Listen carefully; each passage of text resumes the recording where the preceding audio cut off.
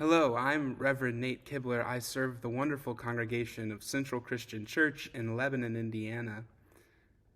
Advent is a time of waiting, anticipation, and preparation for the newness of God to enter our world with more light, joy, and love than we can handle. And so we throw up the trees and the wreaths and all the lights as reminders that love comes down and illuminates our way through this life.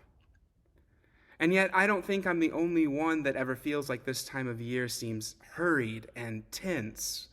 We run from church gathering to community event to a family gathering and back again. We try to remember the reason for the season, and yet rumors of a disruption in the supply chain has us jumping in our cars and rushing off to the store so we can get that thing before anyone else can.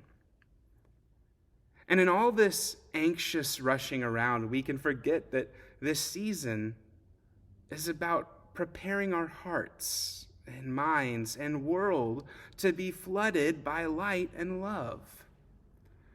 Perhaps one of our great challenges today is finding a way to slow down enough to notice the little places where God's light shines through. If we have eyes to see and ears to hear, I think the whole world is bursting at its seams with all of God's blessings. Maybe we see them in someone's smile or hear them in a child's laughter. The other day, a friend was telling me about taking her grandkids to ring bells for the Salvation Army. She said at first the children were cold and bored, but then they got into it. They started singing songs and laughing, and pretty soon their laughter became contagious, and people entering the store were stopping to sing and laugh with them. People would say, "I don't have anything to donate now, but let me run in, and on my way out, I will get something to donate." And other people were rushing back to their cars to grab what they could to donate. And at the end of the day, she took her grandchildren to the store, and they each got to pick out one toy to donate to others. And they had this beautiful time to talk about love and serving others. And she was so happy to share her passion for serving others with her grandchildren. And it sounds like they loved it too.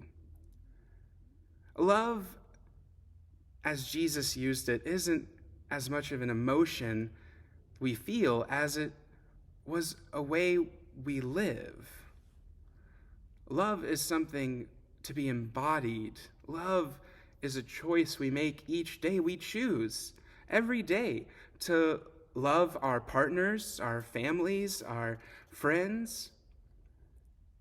Love is also about how we treat strangers, how we talk to and about others, how we spend our money and our time. Love is how we build a better world for all.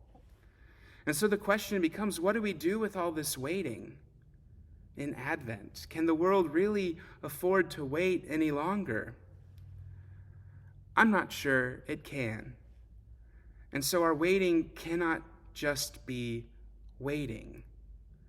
Advent is a time to prepare, to make room, to do our best to live in such a way that God's light and love shines through us. I don't think Jesus wants us to sit on our hands and twiddle our thumbs while we wait. He expects us to put on our work boots and love the world right where we are.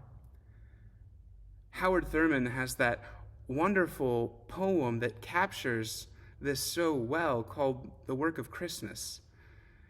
And in that poem, he says, the work of Christmas begins after all the events of Christmas are over, after everyone has gone home. Then the real work begins to find the lost, to heal the broken, to feed the hungry, to release the prisoner, to rebuild the nations, to bring peace among others, to make music in the heart.